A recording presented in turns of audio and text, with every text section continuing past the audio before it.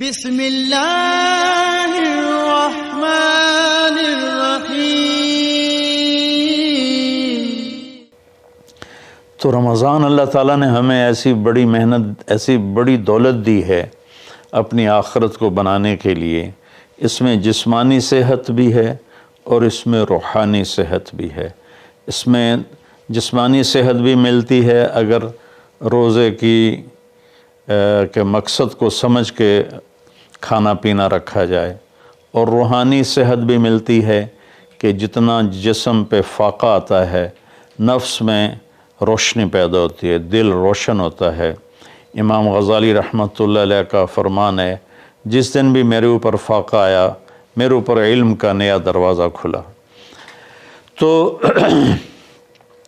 اللہ تعالیٰ نے اپنے کرم سے ہمیں یہ مہینہ دیا، شہر رمضان۔ شہر عربی میں مہینے کو کہتے ہیں، اور شہر کا اصل مطلب ہے شہرت۔ تو مہینے کو شہر مشہور اس لیے کہتے ہیں کہ ہر مہینہ اپنے آپ ہی اپنی شہرت بناتا ہے۔ بھئی ابھی رمضان آ رہا ہے، بھئی اب شوال آ گیا ہے، یا جنوری آ گیا ہے، فروری آ گیا ہے، اور اس کے ساتھ ہمارے بے شمار دنیاوی کام لگے ہوتے ہیں۔ بھئی جنوری میں یہ میٹنگ ہے، فروری میں یہ میٹنگ ہے، مارچ میں وہاں جانا ہے، اب اپریل میں ادھر آنا ہے۔ تو ہماری بہت ساری باؤنڈنگ ہوتی ہے مہینوں کے ٹائمنگ کے ساتھ، اس لیے یہ مشہور ہوتے ہیں۔ تو اس شہرت کی وجہ سے مہینے کو عربی میں شہر کہتے ہیں، مشہور شے۔ تو اللہ تعالیٰ کہتے ہیں شہر رمضان۔ پھر اس میں ایک عجب بات بتائیے، اس میں روزے کی فضیلت اس مہینے کی نہیں بتائی، اس میں قرآن کی فضیلت بتائیے۔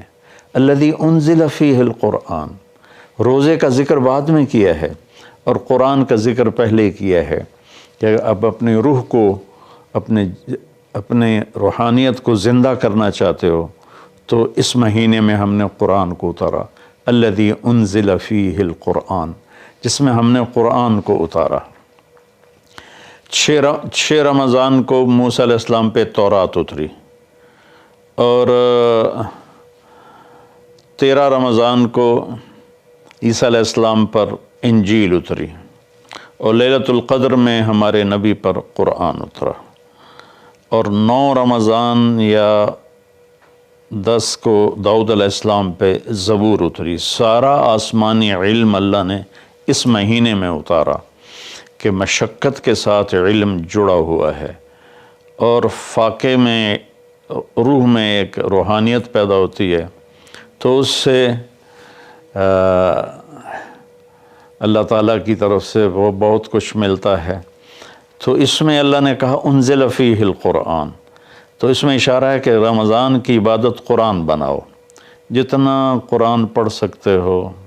ہمارے ایک ساتھی ہیں مولوی ثناء اللہ، وہ سارا سال ہی 3 دن میں قرآن ختم کرتے ہیں، اور کبھی کبھی ایک ہی دن میں سارا پڑھ لیتے ہیں، اور کبھی 2 دن میں پڑھتے ہیں، لیکن ان کا عام معمول ہے 3 دن میں قرآن ختم کرتے ہیں، سارا دن قرآن پڑھتے رہتے ہیں۔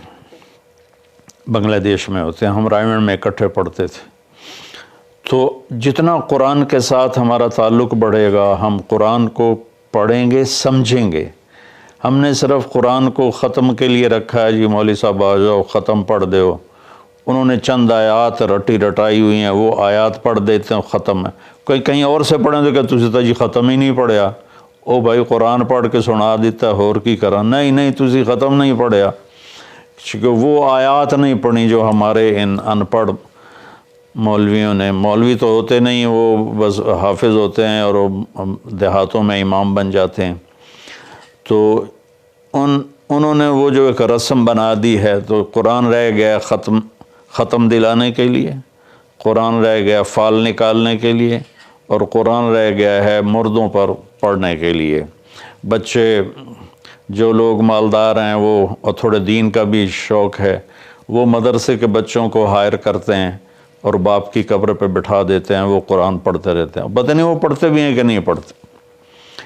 تو قرآن پڑھیں، قرآن کو سمجھیں، روزانہ 1 صفحہ ترجمے کا پڑھ لیں، اور پورے قرآن کو اس طرح پڑھیں، آپ پر حقیقت کھل جائے گی کہ اللہ کیا کہہ رہا ہے اور ممبر سے ہمارے خطیب حضرات کیا کہہ رہے ہیں، اللہ کس چیز کی دعوت دے رہا ہے، ہمارے خطیب کس چیز کی دعوت دے رہے ہیں، آپ پہ قرآن کھل جائے گا۔ آپ حدیث پاک کو پڑھیں، نبی پاک کی سیرت کو پڑھیں خاص طور پہ۔ حدیث سے براہ راست استفادہ بھی بڑے اعلیٰ چیز ہے، لیکن جتنا سیرت سے میں اپنے ذاتی طور پر کہتا ہوں، جتنا میں نے سیرت سے سیکھا وہ کسی اور چیز سے نہیں سیکھا قرآن کے بعد۔ تو نبی پاک کی سیرت کو پڑھیں، قرآن کو پڑھیں، اپنے دنیاوی کام مختصر کر دیں، اپنے ملازموں کی ڈیوٹیاں بھی مختصر کر دیں، آپ کو اس کا اجر ملے گا، ان کے روزے رکھنے کا اجر ملے گا، اور ان کی تنخواہ بڑھا دیں، ان کی ڈبل تنخواہ کر دیں اس مہینے میں، تاکہ وہ کھلے ہو کر روزے رکھ سکیں، بچوں کو روزے رکھوا سکیں۔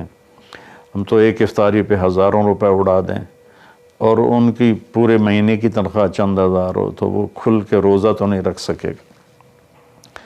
تو انزل فیہ القرآن، پھر آگے اللہ نے کہا ھدی للناس، سبحان اللہ، یہ پوری دنیا کے انسانوں کے لیے ہدایت ہے۔ زمین پہ جو راستے ہیں نا ان کے نشان ہوتے ہیں، ہم ان کو فالو کرتے ہوئے، جیسے آج میں اپنے گاؤں سے چلا تو سڑک کو فالو کرتے ہوئے میں فیصل آباد پہنچ گیا، اب اسی کو فالو کرتے ہوئے پھر گاؤں پہنچ جاؤں گا۔ ساری دنیا میں سفر کے جو ہمارے دنیا کے سفر ہیں اس کی نشانیاں مقرر ہیں، ہمیں ڈھونڈنا نہیں پڑتا اور چلتے رہتے۔ لیکن جو ہماری آخرت کا سفر ہے اس کی نشانیاں ڈھونڈنی پڑتی ہیں، وہ امتحان ہے، اس کو اللہ تعالیٰ نے اپنے پاس ہی رکھا ہے اور قرآن میں چھپا دیا ہے کہ اب قرآن پڑھو۔ ہدن، قرآن عربوں پہ اترا تھا تو ہدا کسے کہتے ہیں؟ اچھا سمندر میں کوئی نشانی کوئی نہیں، اب تو کمپیوٹر آ گئے، تو اس وقت وہ رات کو ستاروں کو دیکھتے تھے اور دن میں سورج کی حرکت کو دیکھتے تھے کدھر جا رہا ہے، تو اس سے وہ راستوں کو متعین کرتے تھے بیچ سمندر۔ جب وہ قریب کسی منزل کے قریب پہنچتے تھے تو وہاں پانی کے اندر سے پہاڑ کی چوٹی نکلی ہوتی تھی اور اس کا پتھر کچھ ایسا ہوتا تھا کہ وہ دھوپ میں چمکتا تھا اور رات کو چاند کی چاندنی میں چمکتا تھا۔ اس پتھر کو عرب ہدا کہتے تھے، ہدا، سبحان اللہ۔ تو یہاں تشبیہ کیا ہے کہ ان زندگی کا سمندر ہے، زندگی ایک سمندر ہے جس میں آخرت کا راستہ ڈھونڈنا ہے، اور ہر انسان ایک کشتی ہے۔ اس کشتی کو اس نشان تک پہنچنا ہے جہاں سے راستہ ملتا ہے، جس کو ہدا کہتے ہیں۔ تو انسانی زندگی کے سمندر میں انسانوں کی چلتی ہوئی کشتیاں وہ جب اس پہاڑی نشان کو ڈھونڈ لیتی ہیں تو انہیں پھر ساحل پہ پہنچنا آسان ہو جاتا ہے۔ اگر اللہ نہ کرے کوئی اس نشانی کو کھو دے پھر وہ بھٹکتا رہتا ہے، قدرت اسے کنارے لگا دے تو لگا دے، ورنہ وہ بھٹکتا ہی رہتا ہے۔ تو یہ ھدی للناس ہے قرآن، کہ یہ وہ روشن وہ پہاڑ کی چوٹی ہے جس سے تمہیں راستہ ملے گا۔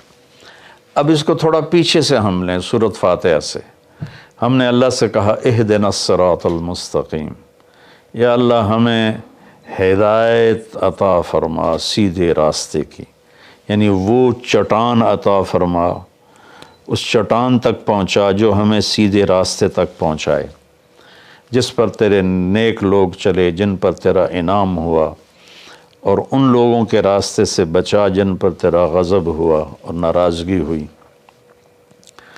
تو جب ہم نے یہ دعا مانگی اللہ سے تو اللہ نے ہماری دعا کو قبول کیا اور قرآن اتار کر کہا الف لام میم ذالک الکتاب لا ریب فیہ ھدی للمتقین، یہ کتاب ہے جو ہر قسم کے شک و شبہ سے بالا تر ہے اور یہ متقین کے لیے ہدایت ہے۔